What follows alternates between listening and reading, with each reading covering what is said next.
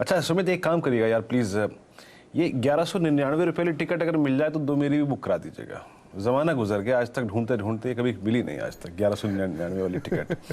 खैर इस पे से एक काम करते हैं, पहले ज़रा एक डॉक्टर रेड्डीज और अरविंदो फार्मा को लेके बात कर लेते हैं। दरअसल एक तो इनके नाम ऐसे होते हैं कि पूछिए मत जनाब।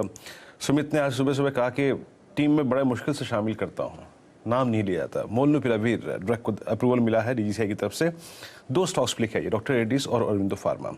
राजेश सतपुते जी, दोनों के चार्ट्स इंप्रेसिव हैं। औरो फार्मा इनफैक्ट यतिन ने परसों डीलिंग रूम में चेक पे में बोला भी था कि एक अच्छा मोमेंटम बन रहा है यहाँ पर। ये 100 डीमा को अप्रोच करता हुआ, और डॉक्टर रेड्डीज 100 डीमा को किस करके आया कल, और 200 डीमा को वॉलेट करने की तैयारी कर रहा है। अगर मैं आपको चुनाव का एक मौका दूं कि इनमें से क्या पिक करना है, तो आप कौन से स्टॉक पे लॉन्ग जाना चाहेंगे?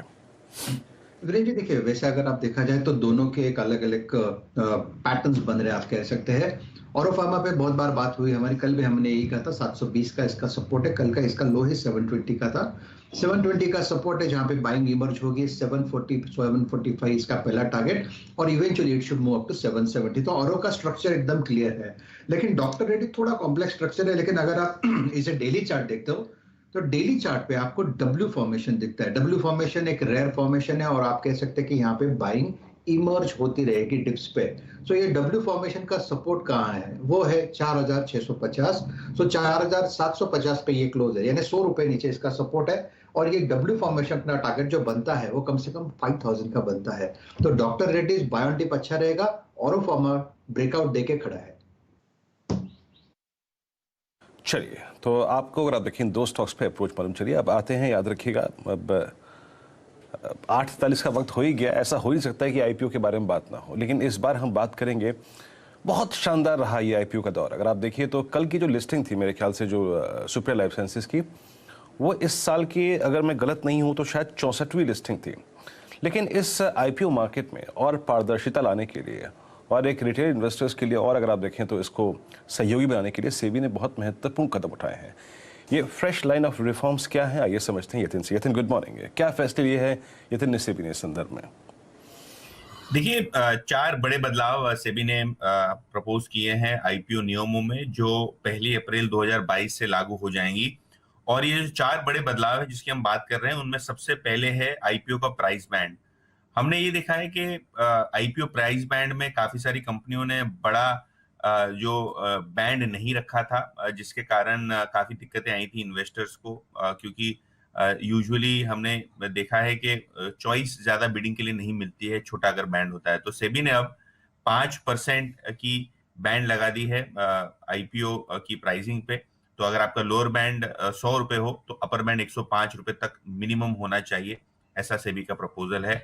तो पहले जो आईपीओ आते थे 100, 101, 102 की बैंड में खत्म हो जाते थे, तो अभी 5% का बैंड आपको आईपीओ प्राइसिंग में मेंटेन करना पड़ेगा।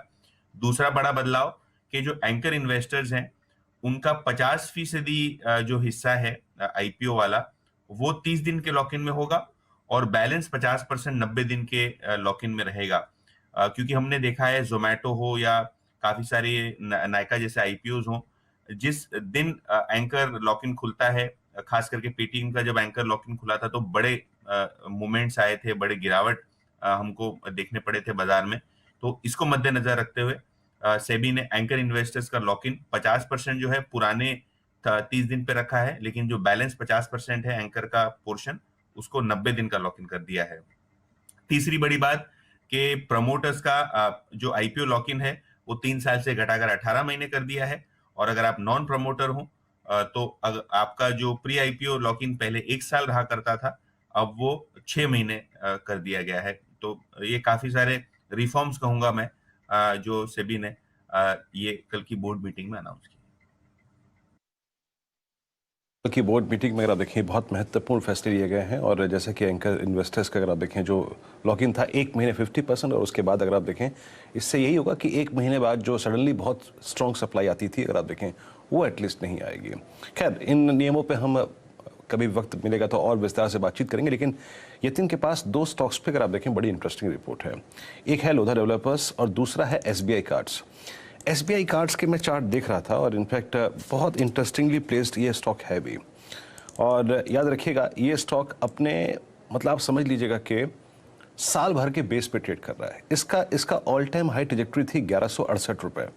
इसका एक फ्रेश ब्रेकआउट आया था 31 दिसंबर 2020 को, जब ये निकला था करीब करीब 912 की ट्रेजेक्टरी से। एग्जैक्टली प्राइस वहीं पे खड़ा है आज। कितने दिन पहले बताइए एसबीआई कार्ड्स पे क्या कहा गया और उसके बाद लोधा पर।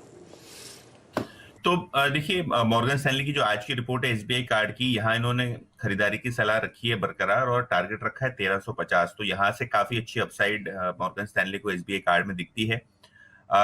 इनका कहना यह है कि जो अक्टूबर का महीना है काफी स्ट्रांग रहा है कार्ड स्पेंडिंग को लेके, और इसीलिए अगर आप नतीजे देखें Q3 के, तो बेहतरीन प्रदर्शन का अनुमान है एसबीआई कार्ड के लिए। जहां तक कि मंथ ऑन मंथ ट्रेंड्स देखें, थोड़ा बहुत मॉडरेशन है लेकिन फिर भी 7% का ग्रोथ है। जहां तक कि कार्ड्स इन फोर्स कंपनी का है, वहां ग्रोथ लगभग 1.5% का हुआ है। इंडस्ट्री के आसपास ही हुआ है, लेकिन जो डेटा आ रहा है स्पेंडिंग को लेके वो अक्टूबर नवंबर के महीने को लेके काफी प्रोत्साहजनक है, और इसीलिए मॉर्गन स्टैनली यहाँ 1350 का टारगेट रखा है। अगर आप देखें और लोडा पे क्या कहा गया है रियतन, उसके बाद दोनों का चार्ट चेक लेंगे। तो आज मॉर्गन स्टैनली की नई रिपोर्ट आई है लोधा डेवलपर्स यानी मैक्रोटेक पे। लक्ष्य रखा है 1312, क्योंकि स्टॉक में काफी बड़ी रैली हमने देखी है। आईपीओ प्राइस से लगभग 3-4 गुना हो गया है स्टॉक। वैल्यूएशन के लिहाज से मॉर्गन स्टैनली को लगता है कि FY23 के एनएवी को रिफ्लेक्ट करता है करंट वैल्यूएशन, और इसीलिए यहाँ इन्होंने एक इक्वल वेट यानी होल्ड रेटिंग रखी है। लेकिन जिस हिसाब से कंपनी का फोकस अब रेजिडेंशियल मार्केट्स पे ज्यादा है, आगे चलते हुए इसका फायदा जरूर निवेशकों को होगा। और आगे चलते हुए जो इन्होंने इन्वेंट्री को मोनेटाइज करने की जो स्ट्रेटेजी बनाई है, क्योंकि काफी सारी इन्वेंट्री आपने देखी है कि पिछले 1-2 सालों में इन्होंने बेची है, तो अगर ये फोकस बरकरार रहे तो काफी अच्छा कैश फ्लो मैक्रोटेक के बुक्स पे आ सकता है, और इसीलिए मॉर्गन स्टैनली यहाँ जो है इक्वल वेट रख के 1312 रुपए का टारगेट रखा है। ओके, 1312 रुपए का अगर आप देखिए मॉर्गन स्टैनली का इक्वल वेट का व्यू है मैक्रोटेक डेवलपर्स पे। ज्यादा